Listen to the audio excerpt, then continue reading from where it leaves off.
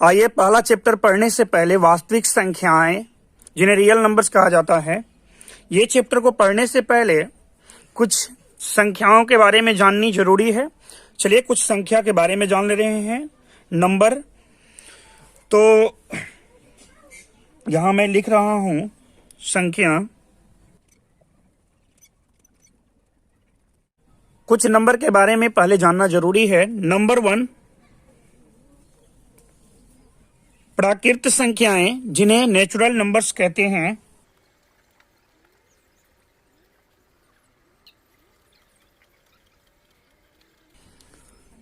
Natural numbers की हम बात करें तो वे संख्याएं को कहते हैं जिन संख्या से वस्तुओं की गणना की जाती है उन्हें प्राकृत संख्या कहते हैं।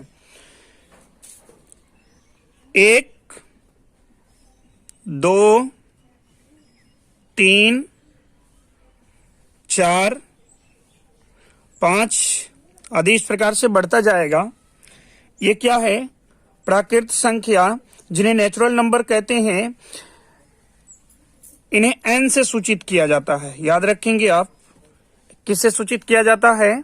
n से सूचित किया जाता है। नंबर 2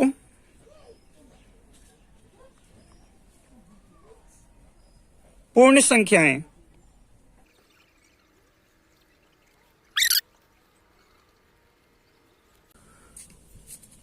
पूर्ण संख्याएं जिन्हें होल नंबर्स कहा जाता है। प्राकृत संख्या के साथ शून्य को भी शामिल कर लिया जाए तो वे पूर्ण संख्याएं कहलाती है। यानी कि इनमें प्राकृत संख्या के समूहों में शून्य को भी शामिल कर ले तो वो आपका पूर्ण संख्या बन जाएगा। तो चलिए 0, 1, 2, 3, 4 यानी इस तरह से चलता जाएगा। ये क्या कहलाएगा? आपका पूर्ण संख्या कहलाएगा। जिन्हें W से सूचित किया जाता है। याद रखेंगे, पूर्ण संख्या को W से सूचित किया जाता है। अगला नंबर 3 पूर्णांक।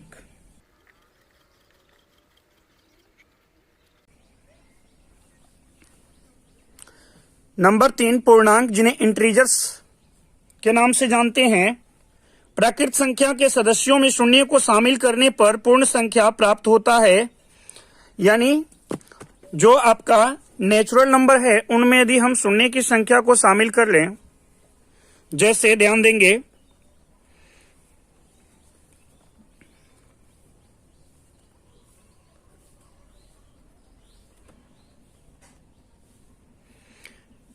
0, -1, -2,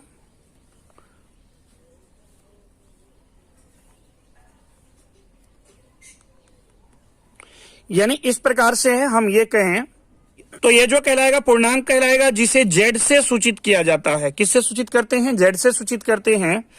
और इस साइड जो दिखाई दे रहा है, इस साइड ये जो प्लस की तरफ जो दिखाई दे रहा है, 0 से प्लस की ओर संख्या, ये पॉजिटिव इंटीजर्स कहा जाता है, यानी धनात्मक पूर्णांक। और इस साइड जो दिखाई दे रहा है माइनस की तरफ, ये संख्या नेगेटिव इंटीजर्स यानी ऋणात्मक पूर्णांक कहलाता है। आगे अब बात करेंगे चौथा नंबर 4 की हम बात करें। नंबर 4 में अभाज्य संख्याएं।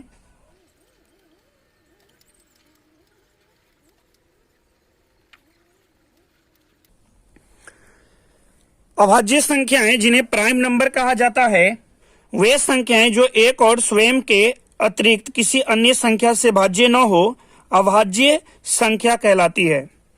तो जैसे हम बात करें 2,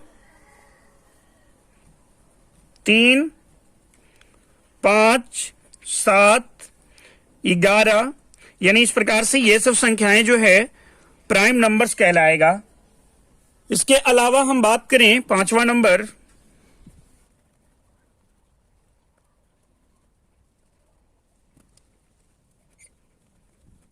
भाज्य संख्याएं जिन्हें कंपोजिट नंबर्स कहते हैं। कंपोजिट नंबर्स की यदि हम बात करें, वे संख्याएं जो एक और स्वयं के अतिरिक्त एक या अधिक अन्य संख्याओं से विभाजित हो भाज्य संख्या कहलाती है। जैसे 4, 6, 8, 9, 10 यानी इस प्रकार से चलता जाएगा। तो ये जो कहलाएगा ये भाज्य संख्या यानी कंपोजिट नंबर कहलाएगा। अगला 6ठा नंबर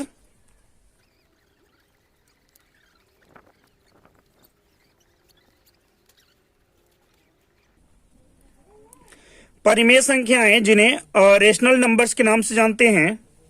वे संख्याएं जिन्हें p बटे q के रूप में दर्शाया जा सके जहां p और q पूर्णांक संख्या हो, जबकि q बराबर 0 नहीं हो तो वह संख्या परिमेय संख्या कहलाती है। यानी कि वे संख्याएं जिन्हें हम p बटे q के रूप में लिख सकते हैं, p बटे q के रूप में लिख सकते हैं, यानी अंश और हर के रूप में लिख सकते हैं, वे परिमेय संख्या कहलाएगा। जैसे -3/4, 7/9, 2.5 आदि ये सब क्या है? परिमेय संख्या है।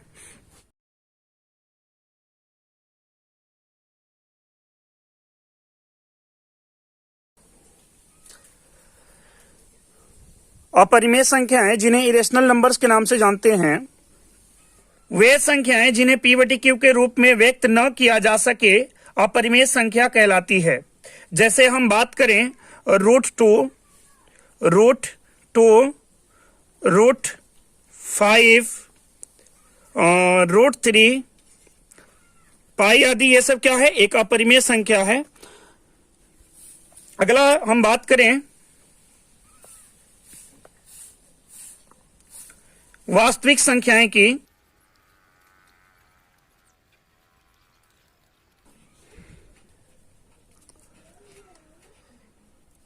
वास्तविक संख्या जिन्हें रियल नंबर कहते हैं। परिमेय और अपरिमेय संख्या के समूहों को वास्तविक संख्या कहा जाता है। परिमेय और अपरिमेय संख्या के समूह को।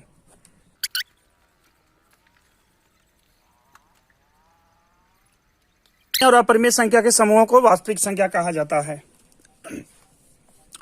तो आप चाहें तो याद कर सकते हैं, या तो वीडियो का डिस्क्रिप्शन बॉक्स में नीचे लिंक दिया हुआ है इस नंबर का, टोटल जो अभी मैं स्टार्टिंग से जो बताया हूं, यानी ये जो आपको दिखाई दे रहा है जितना भी प्राकृत संख्या, जितना नंबर के बारे में अभी हम चर्चा किए हैं, सारा का सारा नंबर का पीडीएफ डिस्क्रिप्शन बॉक्स में दिया हुआ है। वहां से आप जाकर लिंक पे पीडीएफ को डाउनलोड कर सकते हैं और उसे याद कर सकते हैं। चलिए आगे की ओर बढ़ते हैं।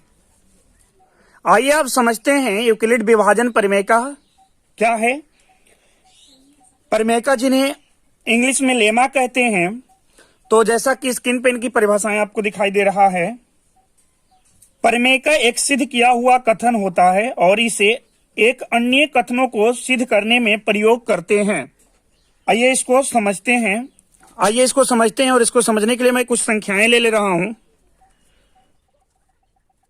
तो ये जो संख्या लिखे हैं 3 से भाग दे रहे हैं 10 में, तो भाग देने पे 3 तिया 9 खिलाएंगे, बचेगा आपके पास 1, ये शेष बचेगा। तो इसे हम लिखेंगे 10 बराबर 3 गुना 3 प्लस 1, जहां पर शेषफल हमेशा 0 से बड़ा या 0 के बराबर होगा और भाजक से छोटा होगा। चलिए आइए इसको और थोड़ा जानने के लिए मैं 2 धनात्मक पूर्णांक ले रहा हूं, a और b। a और b ले रहा हूं। b से भाग देंगे a में, b से भाग देंगे a में, तो 2 अद्वितीय पूर्णांक q, तो भागफल q और शेषफल r के रूप में प्राप्त होगा। ये दो अद्वितीय पूर्णांक संख्याएं, ये दो अद्वितीय पूर्ण संख्याएं q और r प्राप्त होगी, जहां तो इसे अब हम लिखेंगे इस रूप में, इसे हम लिखेंगे इस रूप में a बराबर b into Q plus r, जहां हम ये कह सकते हैं, जहां हम ये कहेंगे 0 इज लेस देन और equal to r which is less than b, यानी जहां पर शेष हमेशा 0 से बड़ा या 0 के बराबर होगा, भाजक b से छोटा होगा, ये जो दिखाई दे रहा है। तो ये जो है वास्तव में और कुछ नहीं है, ये आपका विभाजन, ये आपका यूक्लिड विभाजन एलोगरिथम ही है। ये जो है यूक्लिड विभाजन एलोगरिथम ही है।